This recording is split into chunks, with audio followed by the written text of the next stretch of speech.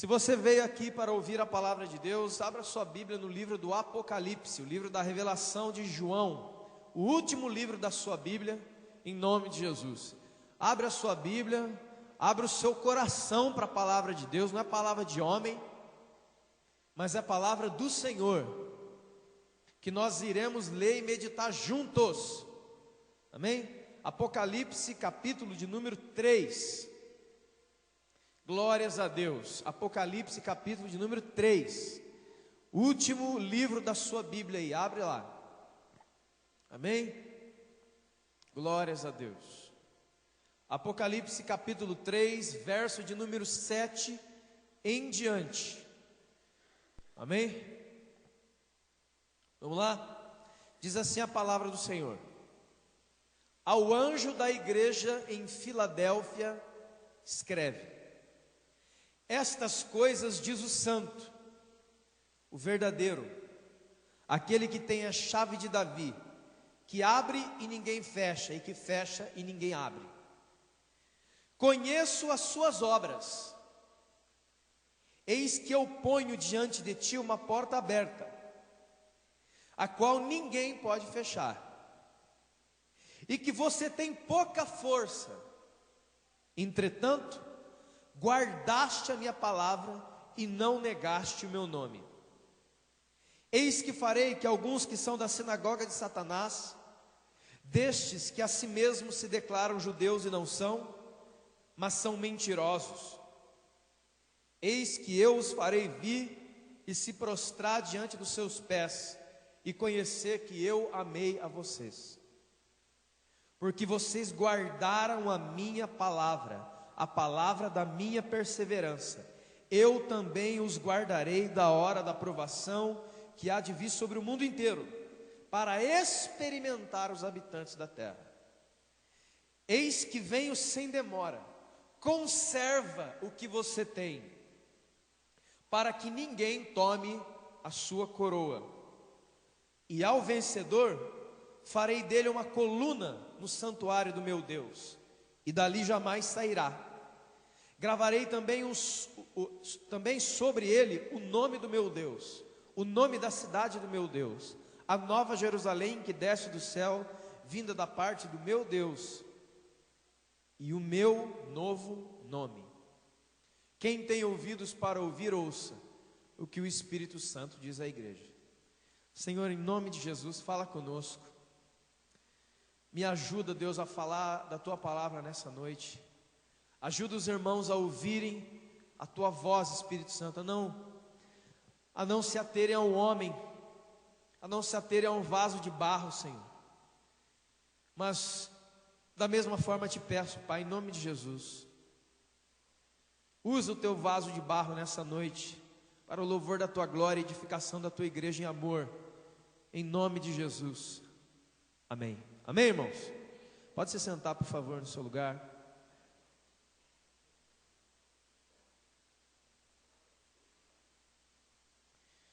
É lógico que você percebeu que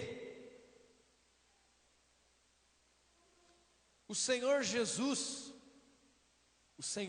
Cristo, o único e verdadeiro Deus Salvador, falava a João, o apóstolo, o seu último apóstolo, o último apóstolo daqueles que andaram com ele no princípio.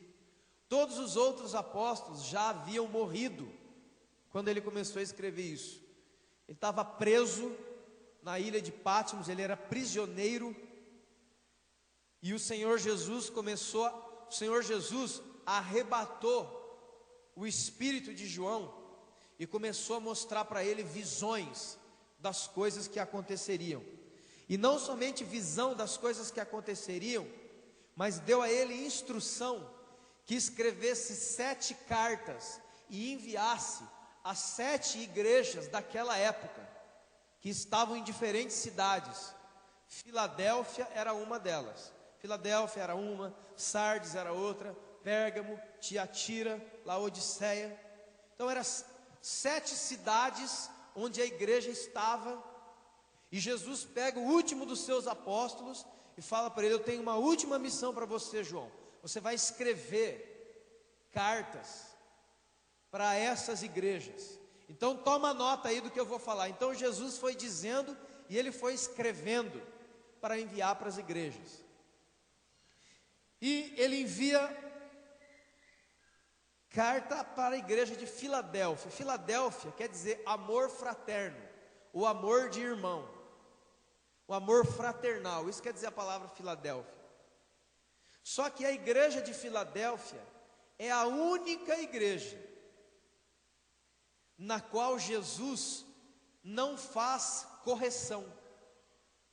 Todas as outras cartas para as outras 6 igrejas, Jesus elogia e exorta. Você pode ver isso aí.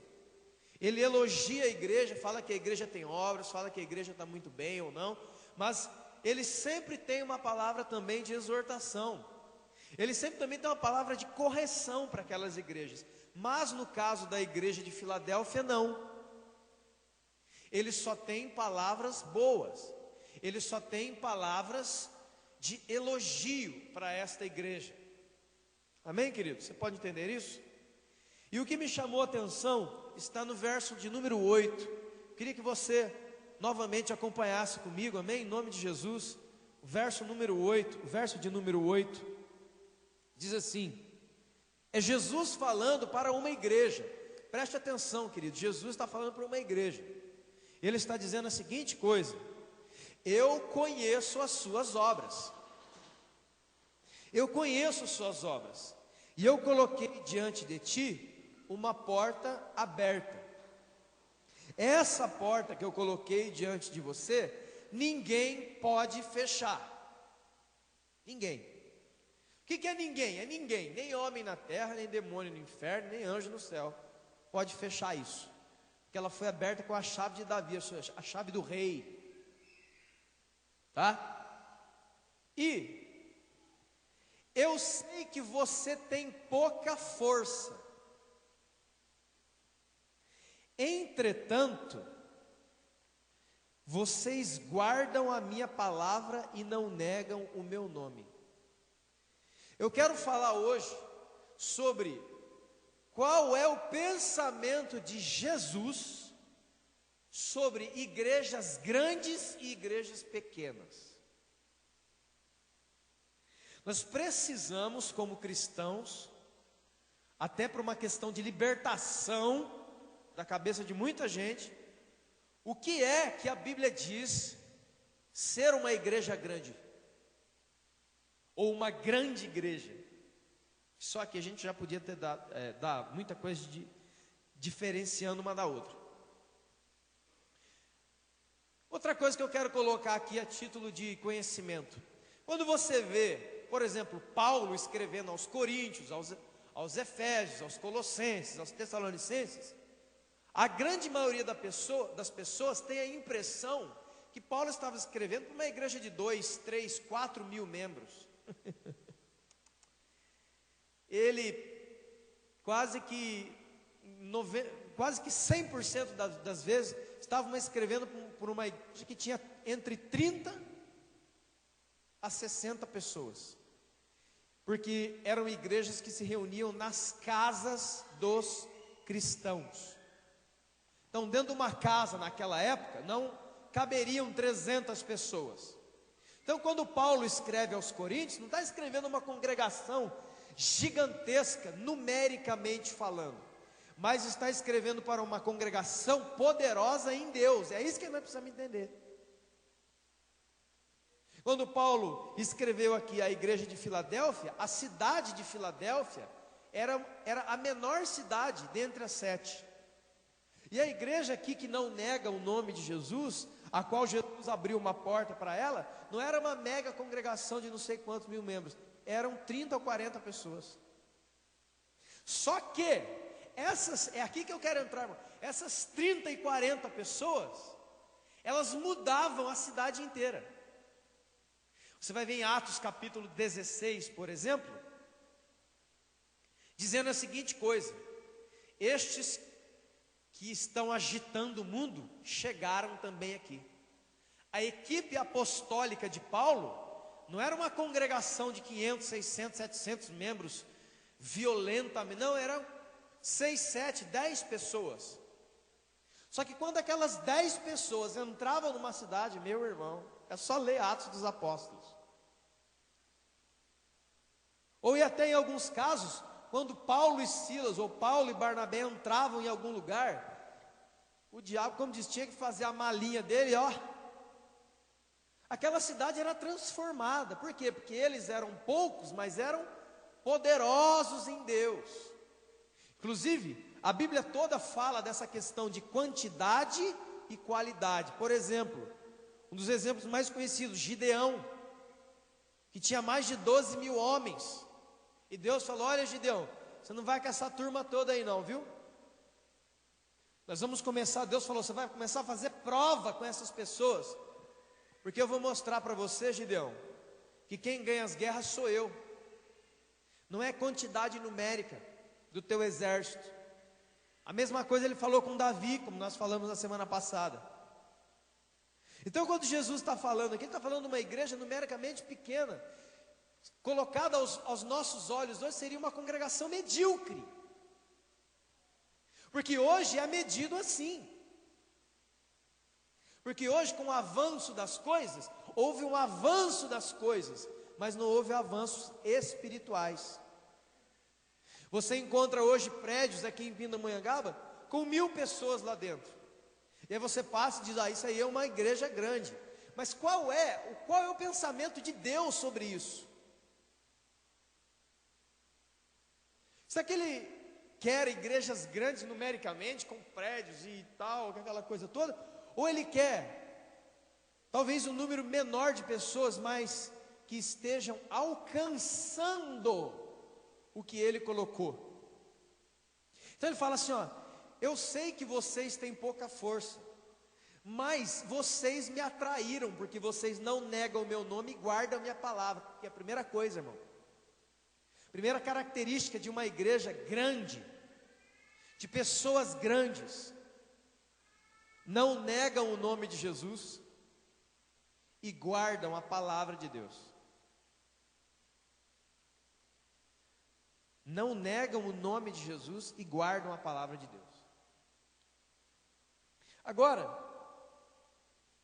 ele fala: olha, diante de vocês, desta pequena igreja de pouca força, eu farei Satanás e os enviados de Satanás se ajoelharem diante dos seus pés. Eu guardarei vocês das tribulações que virão. Eu darei a vocês ser como colunas no santuário de Deus. Darei a vocês um novo nome, vocês conhecerão o meu nome, a coroa, galardão, poder, todas essas coisas eu darei para vocês. Vocês quem? Aquela igreja pequenininha, de uma cidade pequenininha, mas que amava Jesus de todo o coração. Isso aqui, irmão, desculpa, é um tapa na cara do espírito de religiosidade. Porque hoje, não é só na igreja, hoje, todas as coisas são medidas assim. Você entra na casa de uma pessoa que está lá, né, cheio de coisas, cheio de som, televisão de plasma, aquelas coisas modernas, tecnológicas, essas coisas, e você olha ali, automaticamente vem um pensamento que te diz a seguinte coisa: ó, essa pessoa aí está, ó, esse homem é um homem de sucesso, essa irmã é uma mulher de sucesso, aqui está tudo bem. Só que em Lucas capítulo 12, Jesus diz que o verdadeiro valor de um homem não está nos bens que ele possui, que não é a riqueza que aparentemente ou materialmente ele tem, são outros valores. Os olhos de Deus estão em outros lugares. Isso não te impede de ter nada, não é isso, mas colocar a esperança nessas coisas, medir pessoas. Você quer ver uma coisa? Ó, você já ouviu isso? Vamos fazer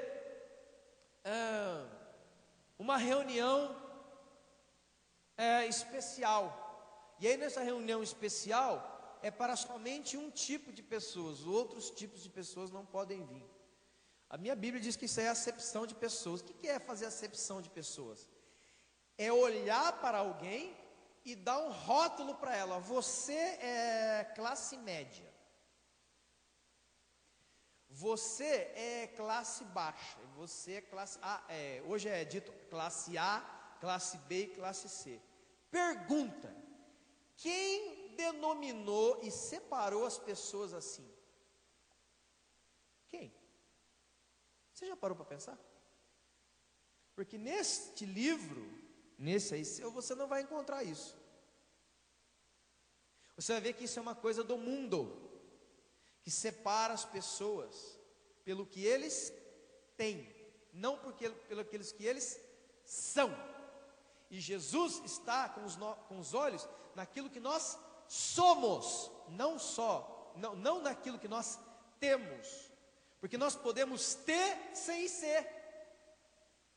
Nós podemos ter um prédio muito maior do que esse, abarrotado de pessoas que não são cristãs, não estão salvas, não se santificam, estão indo para longe de Deus, mas dominicalmente estão aqui. Eu era daquela religião X e agora eu sou dessa religião. Trocou 6 por meia dúzia. E agora eu quero colocar os meus olhos junto com você numa pessoa que para mim é ícone sobre isso. Um homem chamado João, que foi chamado por Deus para ser o antecessor, precursor de Jesus, e para ser chamado depois Batista, ou seja, batizador. Na verdade, no original da Bíblia, o nome não é João Batista, é João o Batizador. João, aquele que imerge as pessoas na água. A gente pensa que é sobrenome, né? João Batista dos Santos Ferreira, não é nada disso. É João o Batizador. Então, querido, em nome de Jesus, por favor, abra sua Bíblia em Lucas capítulo 1. Vamos meditar na palavra de Deus, porque ela é a nossa segurança. Amém? A história de João é fantástica. Escute, Lucas capítulo 1, verso 5. Nos dias de Herodes, rei da Judéia, houve um sacerdote chamado Zacarias, do turno de Abias, e a sua mulher era das filhas de Arão, que se chamava Isabel. E ambos eram justos diante do Senhor, vivendo irrepreensivelmente em todos os preceitos e mandamentos de Deus. E não tinham filhos, porque Isabel era estéril, sendo avançados em dias. Aconteceu que quando ele, Zacarias, exercia diante de Deus o sacerdócio na ordem do seu turno, coube isso-lhe por sorte. E segundo o costume dos sacerdotes, entrou no santuário e queimou incenso ao Senhor. E durante esse tempo toda a multidão do povo permanecia da parte de fora orando. E eis que apareceu um anjo do Senhor em pé à direita do altar de incenso. E Zacarias, quando viu, se turbou e apoderou-se dele temor. Disse-lhe, porém, o anjo: Zacarias, não temas, porque a sua oração foi ouvida. Isabel, sua mulher, te dará à luz a um filho, a quem dará o nome de João. E em ti haverá prazer e alegria, e muitos se regozijarão com o seu nascimento. Verso 15: pois ele será grande diante dos olhos do... Isso aqui aponta uma das maiores tentações do ser humano. A necessidade extrema que o ser humano tem de querer ser grande perante os outros seres humanos. Porque senão ele não é aceito. Porque senão ele não é querido. Irmão, por favor, quando nós nos convertemos, nós nascemos, ou pelo menos deveríamos nascer da água e do Espírito, sermos novas criaturas. Quando você se torna uma nova criatura em Cristo Jesus, a sua mente é transportada do reino das trevas para o reino de Deus. Agora, se a sua mente não foi transportada, existe uma grande probabilidade de você não ter nascido de novo ainda não. De você nunca realmente ter experimentado o que é se converter. Se converter não é sair daquela igreja X e vir para cá, queridos. Se converter é ser transformado. É outros 500. Não é qualquer coisa. Infelizmente, a própria igreja tem banalizado, esculachado com o que a Bíblia diz sobre ser salvo, ser santo, ser justificado e essas coisas. Na cabeça da maioria hoje, participar de uma igreja está opa de bom. Não, não está, queridos. E a minha obrigação aqui é alertar sempre a igreja quando o Espírito Santo me tocar. Ele será grande diante do Senhor. Essa é a preocupação do seu coração? Eu faço essa pergunta para você. A preocupação do seu coração, ou onde o seu coração está, é ser grande diante do Senhor? Ou é grande diante dos irmãos? Grande na igreja, grande no ministério, grande não sei na onde? Existem duas identidades, queridos. Você vai ter que escolher uma. Não existe cidadão sem cédula de identidade, espiritualmente falando. Ou você tem uma ou você tem outra. Não tem campo neutro. Você vai em Atos capítulo 19, você vai ver 7 rapazes que eram filhos de um sacerdote tentando expulsar um demônio no meio da rua. Eles eram filhos de sacerdotes. Não era qualquer pessoa. Foram expulsar o demônio. Sabe o que o demônio falou? É uma das frases célebres da Bíblia falando sobre isso. O demônio olhou para eles e falou assim, eles chegaram assim e falaram assim: olha, nós expulsamos, né, falou para o demônio que estava no corpo daquele cara, nós te expulsamos em nome de Jesus, a quem Paulo prega. Usou o nome de Jesus, hein? Isso é uma outra história, para um outro culto. Tem gente que pensa que o nome de Jesus é passe de mágica. 1, 2, 3, em nome de Jesus. Pronto, agora, meu filho, pode tentar, não vai dar certo. O demônio olhou para eles e disse a seguinte coisa: eu sei quem é o apóstolo Paulo, e eu sei quem é Jesus. Quem são vocês? E ó, mas deu um piau, como diz, né? Mas bateu. Aquele endemoniado se levantou com a força e deu uma surra naqueles jovens, naqueles rapazes. Por quê? Porque eles eram filhos de sacerdotes. Filho de sacerdote, né? Já fala um monte de coisa. João Batista também é filho de sacerdote. Enfim, eles eram um monte de coisa. Só que a hora que eles chegaram diante de uma criatura que sabia quem eles eram de verdade, dançaram. É isso que você quer? Ele era grande diante do Senhor. Ele tinha uma identidade no mundo espiritual, querido. Sabe, desculpa, mas é muito ridículo ver pessoas buscando se promover aqui, ó.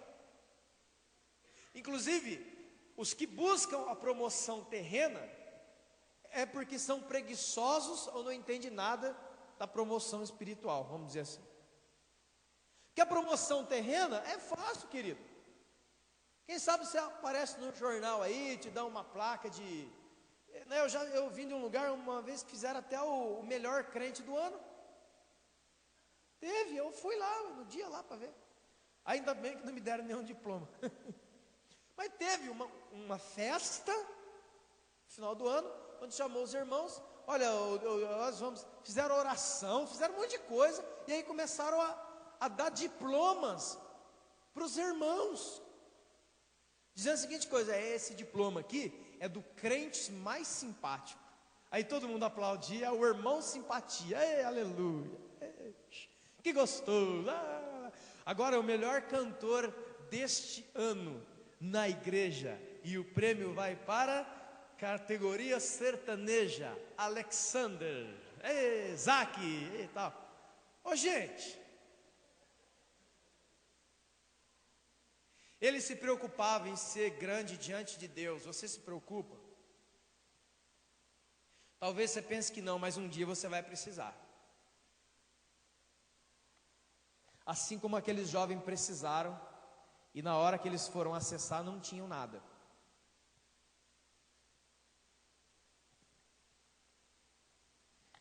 Ele será grande diante do Senhor, não beberá vinho nem bebida forte, e será cheio do Espírito Santo, já no ventre da sua mãe, e converterá muitos dos filhos de Israel ao Senhor seu Deus, e irá adiante do Senhor no espírito e poder de Elias, para converter o coração dos pais aos filhos, e converter os desobedientes à prudência dos justos, e habilitar para o Senhor um povo preparado.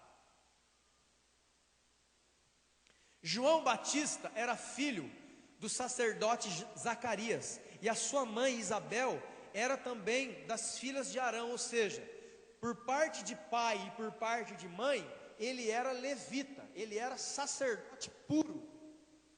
Se você vai ao livro dos Levíticos, você vai, quando Deus determinou em cada tribo de Israel quem iria fazer o quê, ele separa a tribo de Levi, os levitas, só para uma coisa, para servirem ao Senhor e serem sacerdotes do Senhor. Então Zacarias e Isabel, por parte de pai e mãe, João Batista era muito sacerdote, ele era muito levita,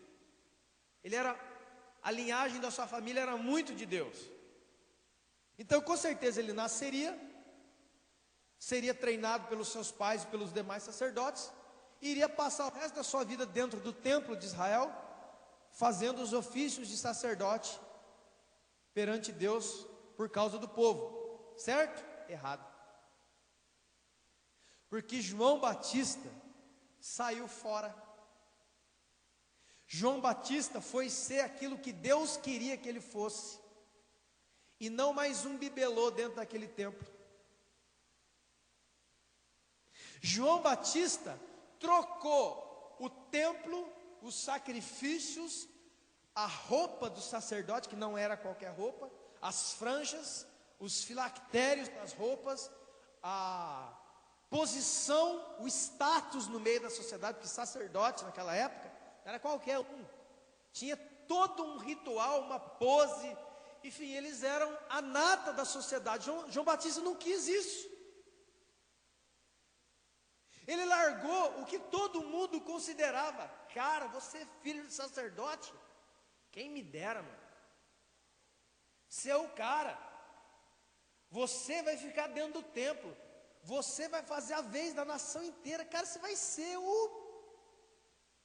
Aonde que você vai trabalhar? Mano, você vai trabalhar no templo de Israel, meu camarada.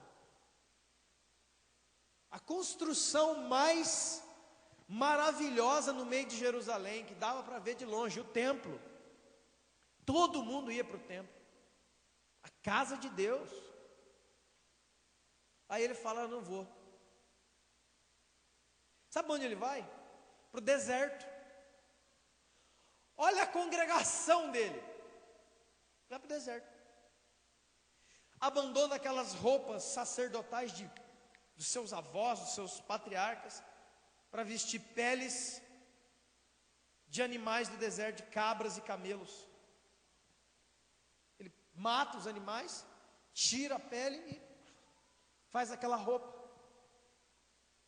E ele troca os palácios reais, ele troca o favor do povo, o glamour, ser apontado na rua, a fama. Ele troca o ser grande diante do povo para se tornar grande e útil diante de Deus. E uma das primeiras coisas para alguém que quer ser grande e útil diante de Deus é um local onde não existem pessoas. O Espírito Santo conduziu Jesus para o deserto em Lucas e Mateus capítulo 4. Nós já falamos muito sobre isso. Quem levou Jesus para o deserto não foi o diabo, foi o Espírito de Deus. E antes de Jesus chegar no deserto, alguém já morava lá. Quem? João. Mas por que João teve que ir para o deserto? Porque o deserto não tem ninguém. O deserto fala de lugar inabitado, inóspito. O que significa isso? João procurou a libertação do seu coração e da sua alma, querido. Como diz o provérbio, um homem de valor é medido pelos louvores que ele recebe. Se João ficasse junto na casa dos seus pais, no templo, aquela coisa, com certeza ele seria consumido pelo que muitos têm sido consumidos, a mania de grandeza, exaltação e essas coisas. Ele foi para o deserto, quem iria elogiá-lo? Não tem ninguém lá. Quem iria elogiar um sacerdote que abandonou o sistema religioso da época e foi para o meio do nada? Quem ia elogiar um homem que trocou as vestes sacerdotais, o peitoral do sacerdote, toda aquela coisa, aquela roupa especial, para vestir pele de animal? A mesa, sacerdote não comia qualquer coisa, sacerdote comia da parte, de partes que eram dadas como sacrifício. É bem estranho que eu vou dizer, mas lá no templo tinha churrasco todo dia. E eles também, diz a Bíblia, deveriam comer, escute bem, dos pães da preposição que ficavam na antessala, antes do lugar santo dos santos, no santo lugar. Então tinha a menorá, tinha um altar de incenso e tinha uma mesa com 12 pães, um para cada tribo. Os sacerdotes se alimentavam daquilo, irmão. Somente os sacerdotes comiam esta comida. Você sabe o que significa isso? Um nível elevadíssimo de pessoa. Você pensa que eles comiam lá na casa dos outros? Vamos comer lá na sua casa daqui a pouco, né? Lá na casa do Amsterdã, aí, aleluia, vai recebendo. Não! Eles tinham uma comida especial, irmãos. Tinha comida especial. E aí ele trocou essa mesa de banquete para comer, você sabe o que já, né? Gafanhoto e mel silvestre. Quem já viu um gafanhoto? Não é grilo não é grilo, é gafanhoto. Você já viu? Quem que já viu um gafanhoto aí? Querido, é um bicho desse tamanho aqui, ó. Não é aquele grilinho. Não, é um monstro desse tamanho aqui. Né? Então você pegava aquele bicho crocante, aquelas patinhas assim, né?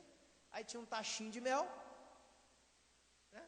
Você podia começar pela bundinha, pela cabecinha dele, não tem problema. Molhava ali no mel e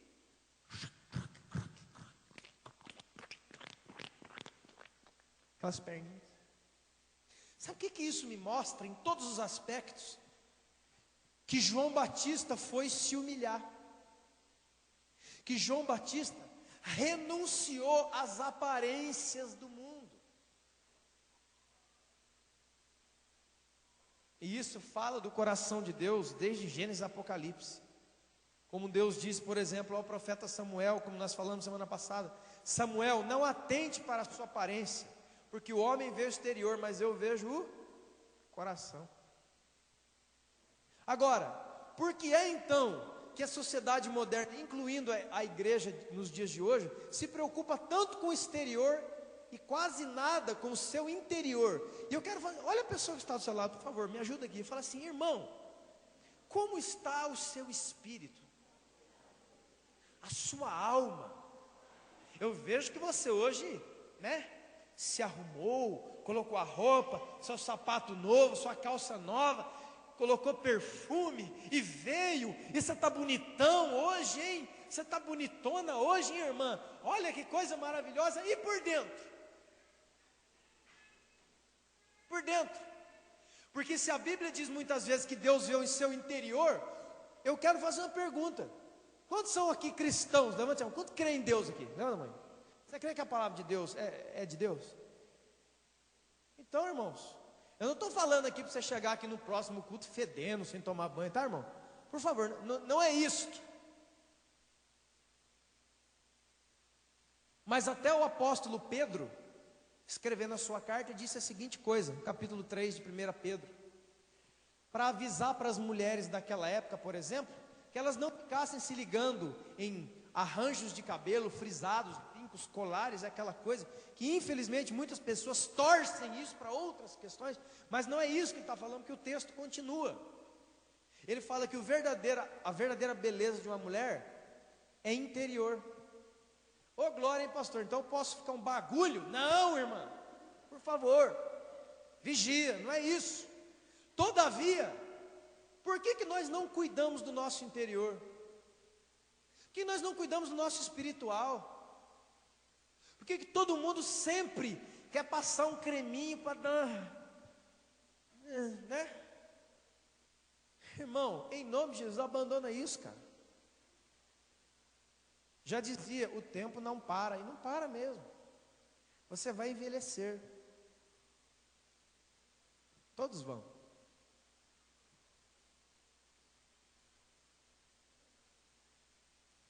Isso fala no nosso coração daquilo que Jesus falou para João escrever. Porque Laodiceia era a menorzinha de todas. Mas quando Jesus foi falar com ela, falou assim: ó, você é a menina dos meus olhos. Viu, igrejinha do interior? Por exemplo, sexta-feira eu estava no centro de recuperação, lá em Taubaté, irmão. Não sei quantos já foram em centros de recuperação participar de culto. O que acontece? Os caras são considerados a escória da sociedade, mas quando começa o culto, gente, eles dão um pulo dessa altura aqui, ó. Existe um clima espiritual dentro disso que é incrível. E aí dentro da igreja, culto, né? Agora é para louvar a Deus, né? Aleluia, então. O que? Falou para dar glória a Deus? Glória a Deus, então.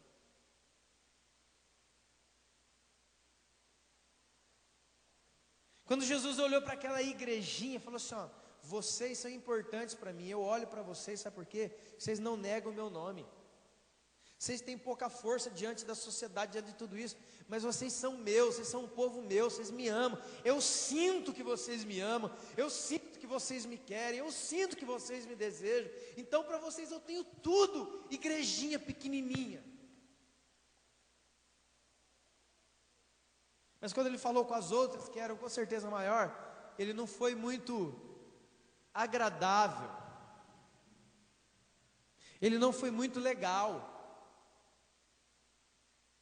Inclusive eu tenho um lema pessoal que diz a seguinte coisa: tem um monte de gente buscando Deus, né? Você viu?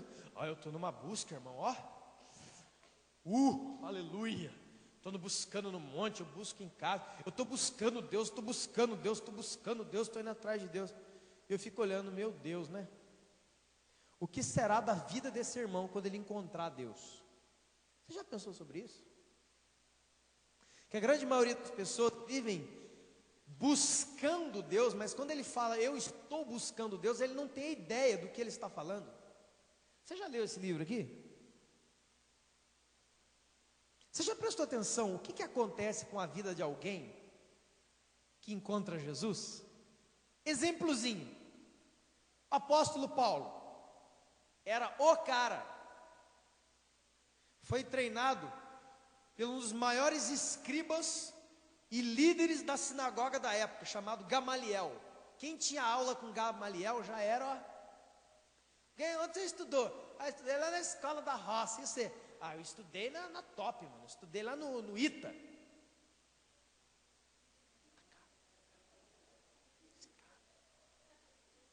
Onde você estudou? Eu estudei lá na escolinha rural, lá da montanha, da Serra da Mantiqueira. Aí você? Eu estudei no ITA. Nossa, caralho.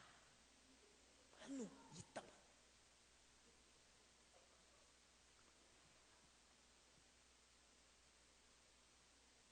Era mais ou menos isso. Só que os olhos de Jesus não estão aí. Você entendeu, irmão? O Evangelho é um tratado de transformação de vidas, para que você viva a vida mais simples possível. É verdade. Viver vida simples, irmão, por favor, não entenda, então,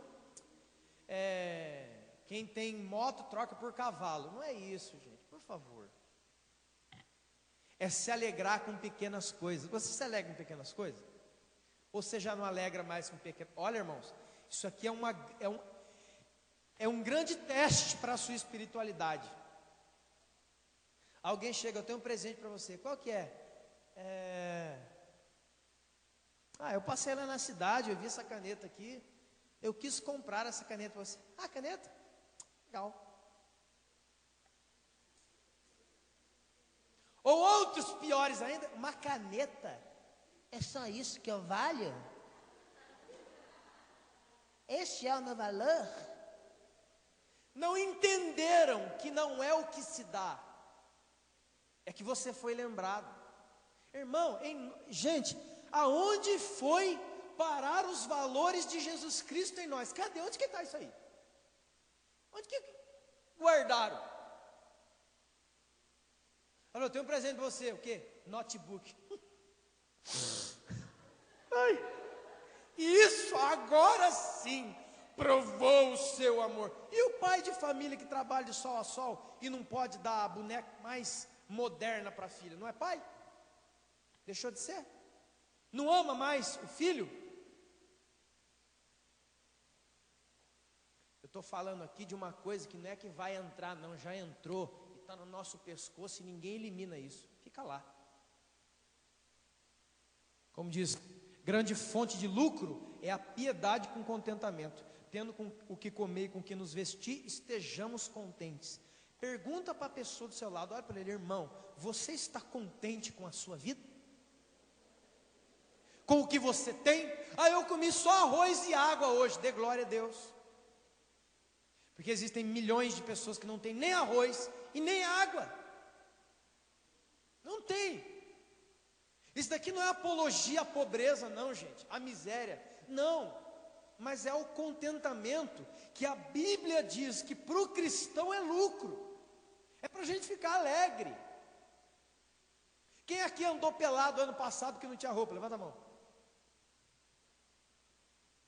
Quem aqui ano passado saiu batendo de casa em casa pedindo comida? Levanta a mão.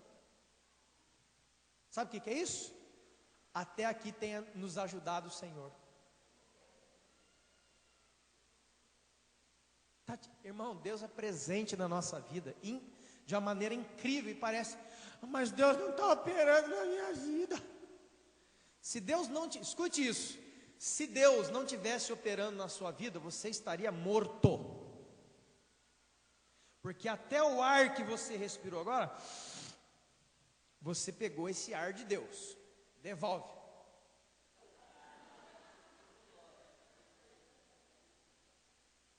Nós nos esquecemos, nós passamos das coisas lindas, escute aqui, irmão, nós passamos das coisas lindas, preciosas, maravilhosas do Evangelho, para um padrão de pensamento que é mundano, que é de novela, que é de indústria, que é sei lá, não sei de onde.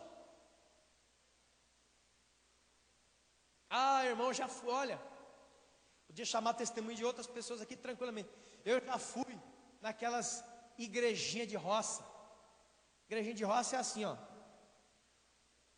o prédio, quando tem, é daqui ali, tem um púlpito, desse tamanho, muitas vezes, maior, uma tribuna, uma caixinha de som, quando tem, que era melhor que ficasse desligada mesmo, uma caixa de abelha, o cara canta, um CD, porque tem que ter um CD, abençoado playback, né? Jesus.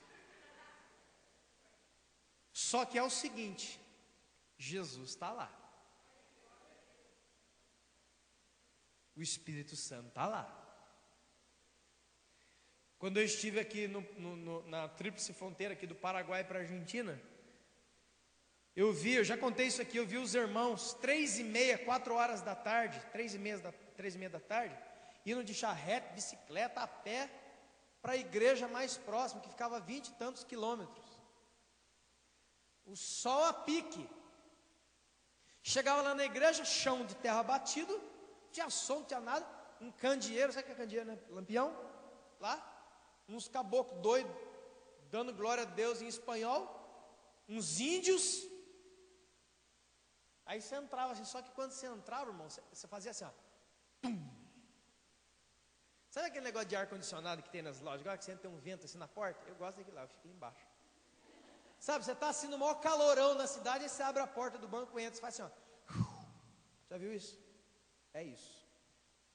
Todavia, eu já entrei em catedrais cheias de mármore e granito, que Deus que me livre, não quero mais não. Por quê? Porque aquela igreja foi estatizada, foi humanizada, e a igreja não é para ser humanizada, a igreja tem que ser espiritualizada sempre. Então Jesus está chamando a atenção, e a vida de João Batista mostra isso. Olha só o que Jesus vai falar, irmão. Abra sua Bíblia aí, por favor. Mateus capítulo 11. Mateus 11. Jesus vai falar agora a respeito desse João. Versículo 7. Essa parte eu amo. Oh glória, aleluia. Olha para o irmão do seu lado e fala assim: irmão, você está feliz? Você está mesmo? Eu não estou falando de feliz na sua casa, que ganha na loteria, sem jogar, sei lá, o seu time ganhando. Não estou falando. Olha para o seu irmão e fala assim: irmão, existe alegria no seu coração quando você está na igreja?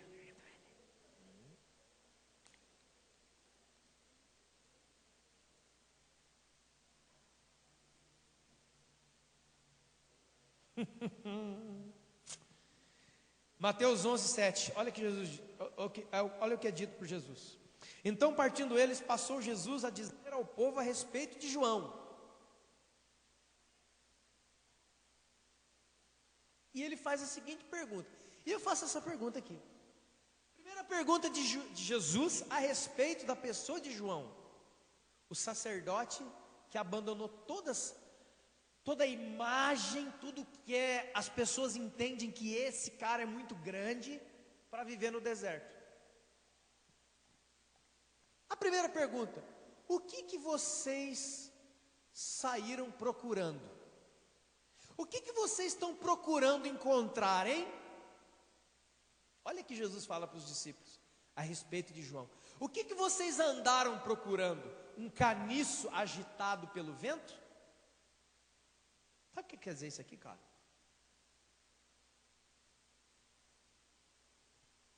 Duas coisas maravilhosas que eu enxergo aqui. Caniço é uma palha, tá? É um junco que dá na água. Isso é um caniço. Um matinho, uma palhinha. Quando vem o vento,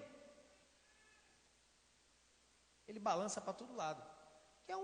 É um ramo bem fininho de folha. Tá certo?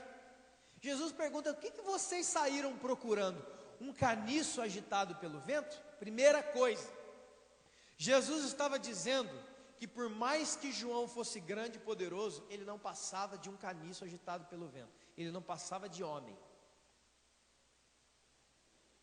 Segunda coisa, o que vocês saíram procurando ver no deserto? Um caniço agitado pelo vento? Segunda coisa, vocês estão procurando, vocês estão achando que aquele homem que vocês vão encontrar lá no deserto é como os sacerdotes que vocês encontram no templo? Que qualquer coisa balança? Que eram os fariseus saduceus, que você já sabe o que Jesus pensa sobre eles lá em Mateus 23, que são hipócritas, que se dobram diante de qualquer coisa e situação? Vocês estão achando que esse homem que está no deserto, esse sacerdote que saiu do glamour, é igual àqueles lá do templo, que qualquer ventinho balança eles? Cuidado com quem vocês procuram, hein? Segunda, o que vocês saíram para ver? O que vocês andam procurando? Um homem vestido de roupas finas? Nós precisamos, irmãos, escute isso aqui em nome de Jesus. Nós precisamos decidir na nossa vida se nós queremos um conjunto de coisas que nos dão aparência, ou se nós queremos vida de Deus em nós. O que você quer? Porque se você quer um monte de coisas de conjuntos que falam de aparência exterior, que nem todo mundo está fazendo, você errou de lugar. Não é esse lugar aqui não que você está. Porque aqui as coisas vão endurecer. Não vão endurecer, porque uma vez um irmão me falou assim: olha, a sua palavra exorta, né? Só tem exortação, não fala de amor. Eu olhei na cara dele e falei, cara, só exorta quem ama. Por que você está falando isso? Ele não leu Hebreus 12, né? O pai açoita o filho a quem ama. Inclusive, a disciplina na igreja é a maior prova que você é filho de Deus amado. É a Bíblia. Não é bandalha, não. Quando algum irmão é corrigido e disciplinado, é porque se ama, como diz o próprio Jesus a respeito da prostituta. A quem mais se perdoou, é porque se mais amou. Agora, vocês saíram para ver um homem de roupas finas? Vocês saíram para entrar nas aparências das coisas? Eu amo isso. Nós, há 2 semanas já, graças a Deus, começamos uma célula, né, um grupo de estudo bíblico, de oração, de convívio, lá no Feital, lá na rua sem saída do Feital lá, né, Lucas? Cadê o Lucas? Oh, glória, está lá. Só que eu vou dizer, lá não é qualquer pessoa que vai, porque lá você não vai encontrar ninguém de roupas finas, começando de mim. Você entra numa casa, tem um monte de mato, xaxim, tem aquelas coisas de samambaia para tudo quanto é lá. Aí você pega um corredor sem luz e vai andando, parece que você está entrando, vai andando, vai andando, vai andando. Aí tem um quintal, que dá de fundo com um terreno baldio, e uma galera lá dentro que quer Jesus. Pergunta, você acha que Jesus não vai? Ele disse assim, ó, onde estiverem 2 ou 3 reunidos em meu nome, eu vou. Onde as pessoas me convidarem para ir, eu irei. É Jesus que falou.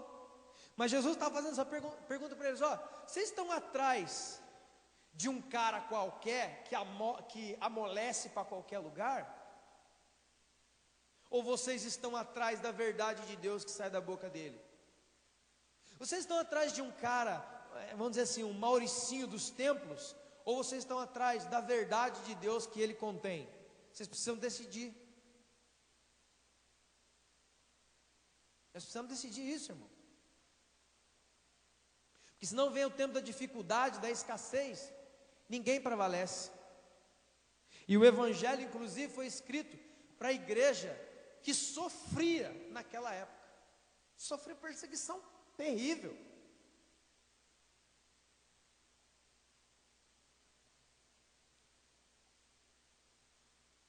Vocês saíram para ver um profeta? Sim, e eu vos digo, é muito mais do que um profeta. Porque dele é quem está escrito, eu envio diante da face do Senhor o meu mensageiro, que preparará o caminho diante de ti. Em verdade te digo que dos nascidos de mulher, ninguém é maior do que João Batista. Quem é que disse isso sobre João? Jesus disse. Não foi a galera do templo que disse, não foi os pais dele que disseram, não foi os familiares deles que disseram, não foi o pessoal da época que disse, foi a maior autoridade. O próprio Deus disse, esse João que escolheu as coisas pequenas e simples para ser grande diante de mim, é aquele que eu considero o maior nascido dos filhos de mulher. Sabe o que Jesus falou? João Batista é o maior homem do mundo. Foi isso que ele falou. Quantos escutaram essa declaração? Os discípulos que ali estavam. Talvez 12, 20 pessoas, os discípulos e mais alguns. Isso foi relatado na Bíblia para a igreja, para nós hoje, mas naquela época, Jesus falou isso para 12. Ah, não, mas eu quero que Jesus levante o ministério Petra, levante o nome meu, de algum outro pastor, de algum irmão, como ícones. Por quê? Se o homem que foi considerado pelo Filho unigênito de Deus, o maior homem do mundo, foi revelado para 12, 20 pessoas, só. Só que tem uma coisa, Pelos frutos se conhece a árvore. As pessoas começaram a abandonar o templo em Jerusalém. Porque o templo era maravilhoso, era bonito, era tradicional na nação, o templo era tudo. Só que as pessoas, irmão, hoje e naquela época não aguentam mais isso. Casas bonitas, monte de coisas, locais grandes e um vazio de Deus, um vazio de verdade, um vazio de unção, um vazio de verdade existencial, espiritual, não tem nada. Belos prédios, belos carros, belas estruturas, belas roupas, belos altares, belas pessoas, belas cadeiras, belo isso, belos músicos, belos instrumentos, sabe aquela história, a igreja tem que ter o que é melhor. Sim, eu concordo, o que é melhor para a igreja aos olhos de Deus? Os instrumentos mais caros que se podem comprar ou os músicos mais ungidos? O que você acha? Então por que a gente fica que nem barata? Davi Silva, que veio aqui um tempo atrás, é um homem de Deus, há muito tempo atrás, ele falou uma frase que eu nunca mais me esqueci, em Taubaté, num congresso de adoração, há muitos anos atrás. Ele diz a seguinte frase: não adianta você comprar o melhor violão do mundo, os melhores instrumentos do mundo, Deus não vem por causa do seu instrumento, Deus vem por causa de você. Ou você acha que a harpa de Davi era uma harpa com equalizador?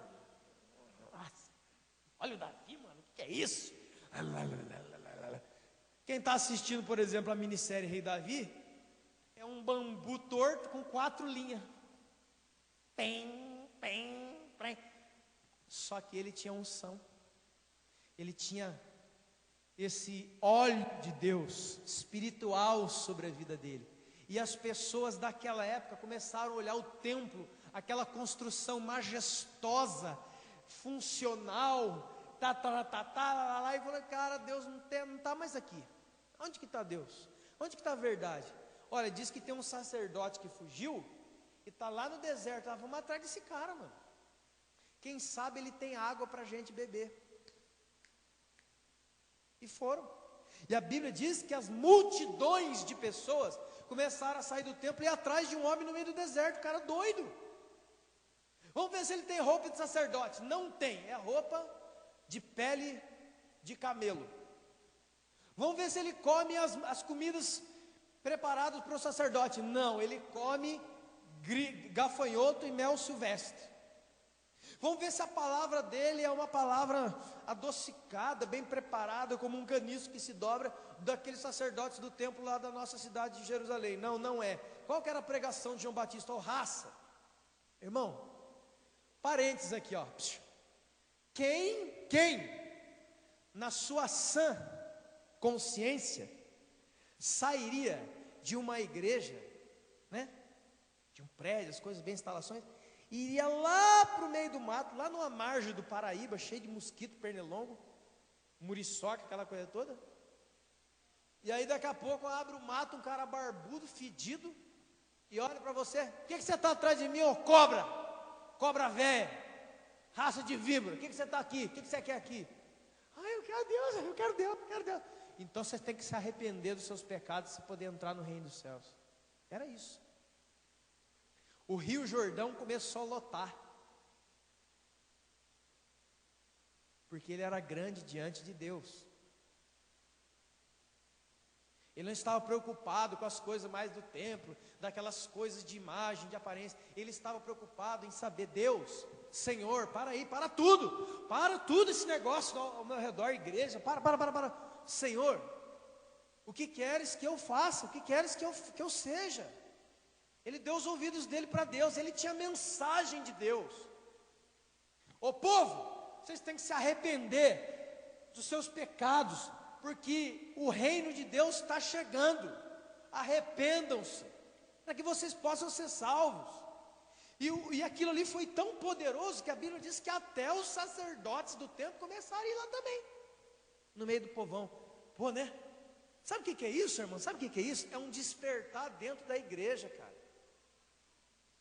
Eu podia falar aqui para você a quantidade de pastores, ministros de louvor, coisa e tal, que tem saído, batido, mais ou menos isso, batido palma de casa em casa, de congregação em congregação, perguntando: tem Deus aí? Tem um monte de gente que vai na minha casa, ou vai na sua casa, ou pede para conversar, e sabe qual é a conversa? Ô, você tem um pouco de água aí para me dar? Você tem um pouco de pão para me dar aí? Ô, cara, você não faz isso, você não faz aquilo, você não é ministro, você não é pastor, você não é aquela coisa, cara. Eu sou, cara, mas eu estou com sede. Preciso ouvir uma palavra, cara. Eu preciso tomar uma porretada na minha cabeça, mas quer de Deus, pode bater. Você já viu alguém procurar outra pessoa para apanhar? Você já viu isso? Está cheio de gente fazendo isso. Muitas pessoas vêm lá eu quero, vai lá em casa, vai na minha casa. Aí eles pensam que eu vou falar uma coisa, meu irmão, no final da conversa, ó, é cajado para a cabeça dos caras. E no final eles agradecem: obrigado, cara, tá precisando ouvir isso. Obrigado por você ter orado por mim. Coisa simples.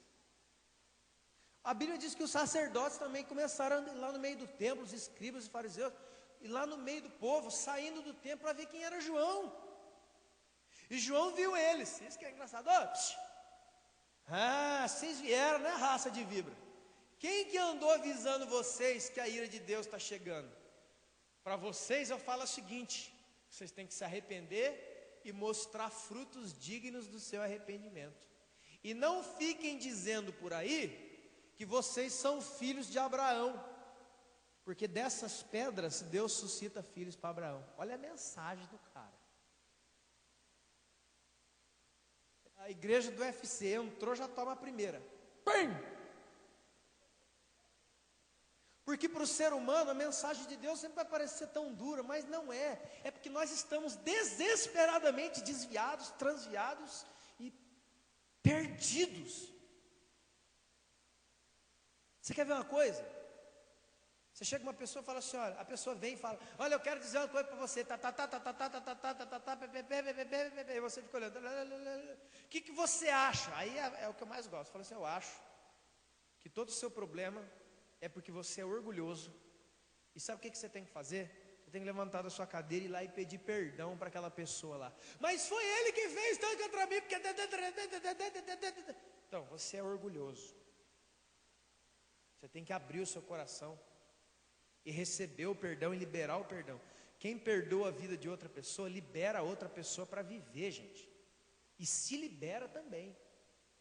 Você não quer perdoar, tudo bem, no final você vai para o inferno e vai ver a sua vida inteira amarga, você que sabe. Mas é muito difícil. Aqui não tem discurso de facilidade. Mas aqueles que têm dificuldade, a Bíblia diz em Romanos: peça em oração a Deus, para que o Espírito Santo te ajude a perdoar, te ajude a fazer o que você tem que fazer. Ninguém está falando que é fácil tomar um tapa na cara e dar outra. Mas quando você tomar, fecha o olho e ora: Deus me ajuda a dar outra, e vira outra, você toma outra. Essa é a verdade, gente. Eu poderia estar dando piroleta aqui, falando em língua, tremendo, grudando as pessoas. Culto tremendo. Isso não é verdade, cara. Isso é vazio. E as pessoas estão sacando isso. As pessoas estão entendendo isso. Por isso que aconteceu esse êxodo de Jerusalém para as beiradas do Rio Jordão. As pessoas queriam saber: cara, esse cara aí deve ser um doidão, mas quem sabe ele não olha no meu olho e fala: você tem que se arrepender e eu vou ser salvo. E a Bíblia diz que multidões desciam para ser batizadas. E sabe quem é que veio no meio dessas multidões para ser batizado? Jesus.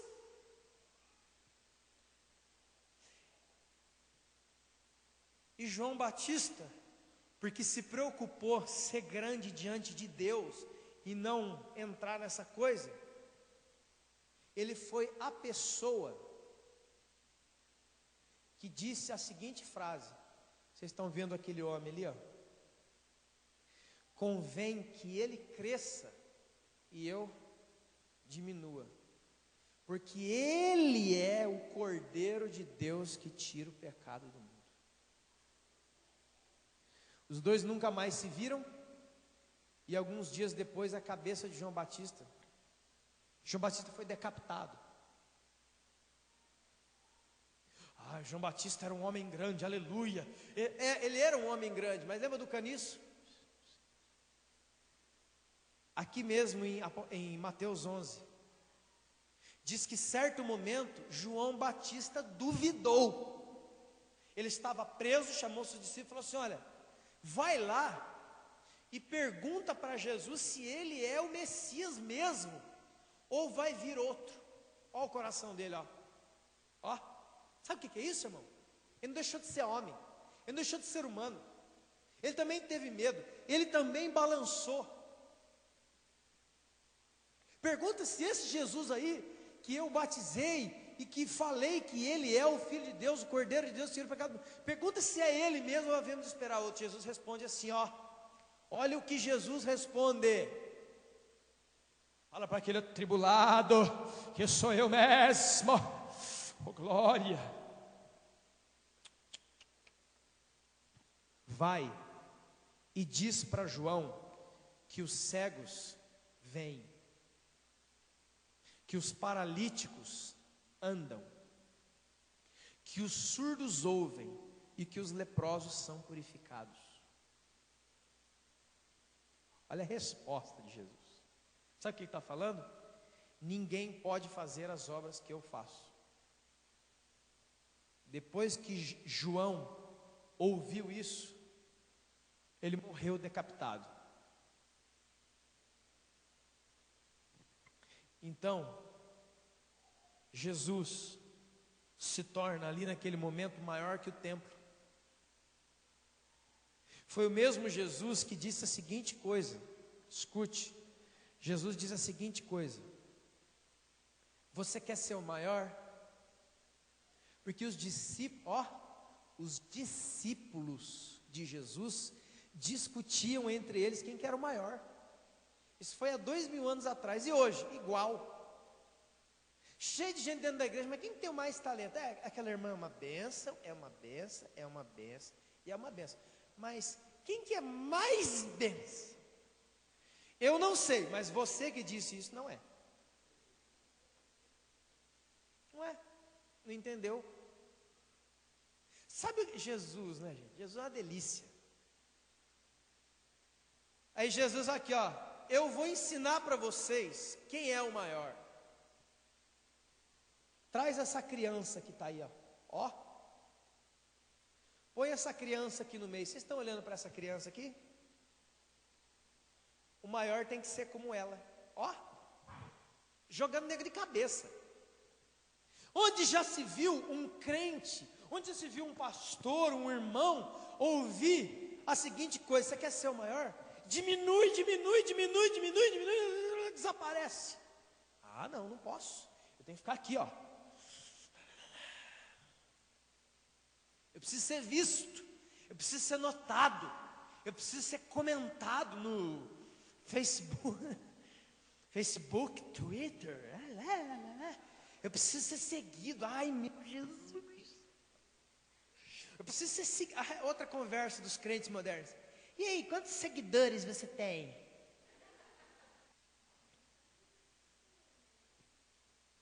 Eu não sei quantos seguidores eu tenho, mas a minha conta não é nem essa, é quantos seguidores eu consigo fazer para Jesus. Quantas pessoas eu tenho ensinado a seguir Jesus? É Jesus que se segue. Não é cantor, não é pastor da televisão, não é essa cambada toda não, gente. É Jesus que se segue. Amém? Pensa, eu quero seguir Jesus, diga isso.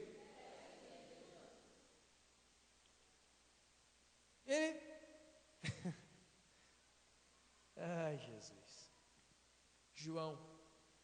Jesus é maior que o templo. Jesus é maior do que o templo. Os discípulos chegam em Jerusalém e dão de cara com o templo. Eles falam a seguinte coisa: que construção enorme, linda, maravilhosa. Quantos já leram isso na Escritura? Jesus, que prédio que é esse, Jesus? Esse aí é o templo de Jerusalém. Nossa, que templão.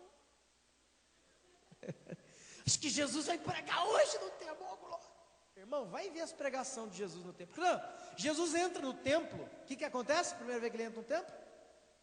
Confusão à vista. Ele pega um azorrague, que é um chicote de 3 pontas, com osso e couro cru. E ele faz uma das coisas mais controversas e deliciosas da Bíblia ao mesmo tempo. Ele promove um quebra-pau. Jesus não fez isso não. Fez sim. Porque pense num lugar cheio de mesa, o pessoal vendendo. Aí chega você, faz assim, ó, pum, na mesa. O que acontece? Isso é civilizado? Diz para mim que isso é civilizado. Ele botou para quebrar no templo. Ele quebrou, ele deu chicotada na mesa, ele jogou a mesa para baixo, jogou as pombas, jogou tudo aquele troço tudo para baixo. E falou assim na casa do mundo, que é o negócio seguinte: some com essa tranqueira daqui, porque a casa do meu pai é casa de oração. Mas vocês estão transformando a casa do meu pai num covil de salteadores. Agora eu vou acabar com esse negócio aqui. Já imagina a confusão dentro do templo, irmão, o que aconteceu? O alvoroço. Porque o Messias, Jesus é bonzinho. Ai, Jesus. Tem gente que Jesus, irmão, tem gente que até hoje pensa que Jesus é aquele boneco do presépio. Aquele menininho peladinho assim. Jesus é rei, diga, Jesus é rei. Ah, glória. E assim como, levante a sua mão, por favor.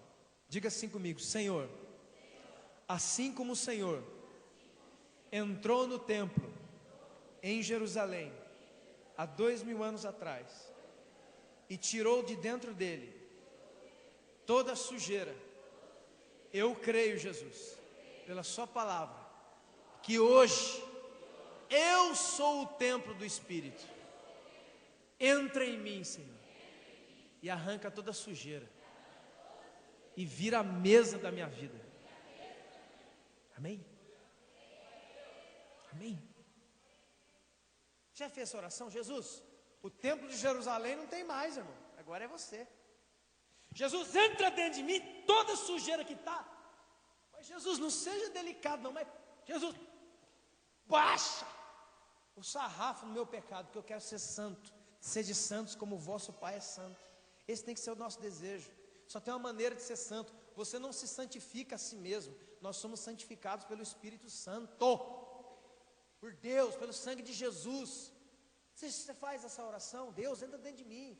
Essas áreas da minha vida que são ruins, só tem uma maneira, irmão, é fazer essa oração. Deus, entra dentro do templo aqui, ó, e arranca tudo que não presta e põe para fora. Amém? Nossa, Jesus, que templão, hein? Olha, que grandão. Nossa, olha o chão, mano, de pedra. Aí Jesus destrói esse templo e em 3 dias eu reconstruirei. A turma, que isso, rapaz? Estão loucos? Esse templo aí demorou 40 anos para fazer. Aquela... Jesus é maior que o templo. Sabe o que significa isso? Irmão, olha para cá, em nome de Jesus. Essa declaração, Jesus é maior do que o templo, fala que o Deus Trino, Criador do céu e da terra, o nosso Criador, nosso Senhor, o meu relacionamento com Deus, a minha vida com Deus é maior do que meus padrões religiosos aprendidos na minha vida. Que se você congregar naquela igrejinha lá do Peão do Borba, pequenininha, o cara com uma sanfona, haverá salvação, haverá alegria de Jesus. Jesus vai lá, Jesus ama aqueles irmãos, Jesus batiza, Jesus cura. E você pode estar numa igreja de granito e mármore gigantesca, melhor aparelhagem de som, luzes, câmera, som, mas não tem Deus. Mas não existe mais a chama da preocupação de se tornar semelhante a Jesus. É um Rotary, é um Lions Club, é um clube de associados gospel. Não tem vida. Nós aqui, nós estamos preocupados com vida. Diga, vida. Vida substancial com Deus, gente. Não é um monte de dogmas, paradigmas, uma maneira de pensar. Não, eu falo assim, eu quero. Sabe o que eu quero nesse culto aqui? Eu quero fechar meus olhos, eu quero... Cara, Deus está movendo dentro de mim. Eu estou sentindo Deus. Eu estou vendo que Ele está entrando e minha vida está transformando. E sabe o que eu estou fazendo? Eu estou ficando apaixonado por Jesus, eu quero mais de Deus. Tem tanta gente que quer mais do ministério, não, eu quero mais de Deus. Busque Deus, ame Deus, procure Deus. Não troque isso por nada, porque é idolatria, já falei. Jesus era maior que o templo. E ele falou para encerrar: você quer ser o maior? Você quer ser grande? Você quer ser uma grande igreja? Você quer ser um grande cristão? Na ótica de Jesus, seja o servo do seu irmão. Esse discurso já foi abandonado, porque a igreja moderna está cheia de pessoas que querem que o outro, desculpa a palavra, morra. Ai, pastor, não é isso não. Irmão, muita gente não sabe, não consegue se conectar com isso, irmão, não consegue, ele trava, na porta do céu, acende aquelas luzinhas, sabe aquela luzinha? O segurança já vem ensinando, que são os anjos, né? Você pegou alguma coisa aqui dentro dessa loja? É mais ou menos isso. Querido, em nome de Jesus, olha para cá, eu quero te falar uma coisa. Você quer ser grande? Eu quero ser grande. Eu quero ser. Mas eu quero ser grande diante da pessoa certa. E para ser grande diante dessa pessoa certa, eu não preciso estar aqui buscando que você seja dependente de mim, ou buscando estar sob as luzes da ribalta, não.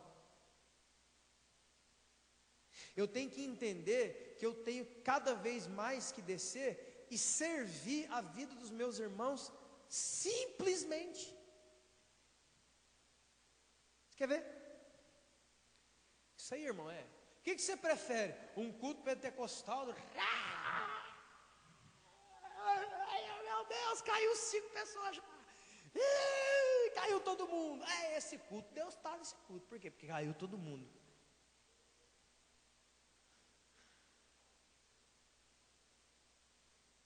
Aí você chega no final desse mesmo culto, onde caiu todo mundo, fala assim: amanhã nós temos a casa da irmã Mariazinha ali, e a irmã Mariazinha já é uma senhora de idade, é uma anciã, é uma viúva, por exemplo, e o mato está dessa altura. Então nós vamos pegar esses poderosos do Espírito Santo aqui, e amanhã a gente vai lá carpinar o terreno para ela, para deixar a casa. Agora não vai dar, porque eu quero estar envolvido em coisas espirituais de Deus. Isso é tremendamente espiritual, só que a igreja moderna ensinou errado. Quando você atravessa uma pessoa na rua, ninguém viu, mas Jesus viu. Isso vai colocar o seu coração no lugar certo, querido.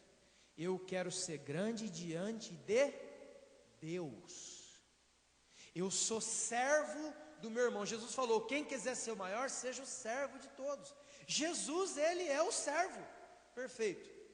Ele veio aqui e fez tudo por nós. Jesus é o servo. Aí chega eu e você, queremos ser servidos. O próprio conceito de liderança na igreja está totalmente trocado. Que líder, segundo a Bíblia, líderes de igreja segundo a Bíblia, não são pessoas que ficam mandando nos outros fazer coisas. Eles são servos. O que eu posso te ajudar? O que eu posso fazer por você? Tem tantas pessoas, eu quero ver, e já fica o desafio aqui para a imersão jovem aqui, viu? Jovens, que muitas vezes se gabam que nós somos a melhor juventude da cidade. Tá. Porque você lavar a louça na sua casa, você vem conversar comigo. Vamos fazer mutirão para pintar a casa do irmão que está arrebentada? O que você acha? Mas isso não é espiritual, não. Ou seja, vamos gastar toda a nossa força em congresso, chamar o pregador que joga o paletó nos outros, o cara cai, e aquela coisa, aquele rebuliço. Mas na vida simples do evangelho nós não conseguimos. Nós travamos, não conseguimos, gente. A gente só serve os nossos colegas. Aí o grupo das meninas, nossa, faça o que você quiser. E aquela menina lá, eu não conheço. Bobão, você não entendeu nada. Busque ser grande diante de Deus, irmão. Quando você vê um irmão entrar aqui, ó, assim, ó, eu vou engrandecer o nome do Senhor e vou ter meu nome exaltado na vida daquele irmão lá, eu vou ajudá-lo. Qual foi o jovem, qual foi a igreja, qual foi algum lugar que alguém já parou para pensar, poxa, vamos fazer pelo menos uma vez por mês um mutirão de arrumar a casa da irmã, senhora que não pode? O irmão ficou doente, a irmã ficou doente, vamos juntar as irmãs, irmão, vamos lá lavar toda a roupa dela, porque ela está com a perna quebrada, não dá para ela ir. Ninguém pensa nisso. A turma quer ir lá e fazer uma oração na perna quebrada. É agora, Deus. Ai, aqui a perna do homem aqui. Ai, cura. E joga óleo, joga sal, joga arruda, joga água. E chacoalha a cabeça do cara. Ai, vai curar. E um monte de roupa lá, louça, a pessoa precisando de ajuda. Eu te digo, irmão, vamos orar sim. Eu não estou falando para nós, vamos orar, mas agora nós oramos, mas nós viemos aqui servir você também, tá bom? Vamos limpar a sua casa, arrumar a sua casa. Vai aquele cano lá quebrado, nós vamos arrumar também. Sabe por quê?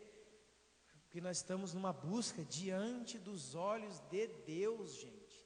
Sabe por que a igreja é difamada? Sabe por que a igreja, as pessoas tiram sarro da igreja? Ah, mas é um igrejão, hein? É um igrejão, olha o tamanho inútil. Não tem uma representatividade no meio da sociedade, não faz nada, não melhora em nada. Inclusive, eu quero fazer uma pergunta para nós.